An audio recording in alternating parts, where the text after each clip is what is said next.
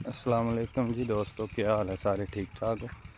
अज मैं बाहर आया, पट्ठे बीजे से उन्होंने पानी लाया सी ते अजीब किस्म का एक परिंदा इत्थे फिरदा पिया। शायद तुहानू वीडियो च नज़र आंदा होवे पिया।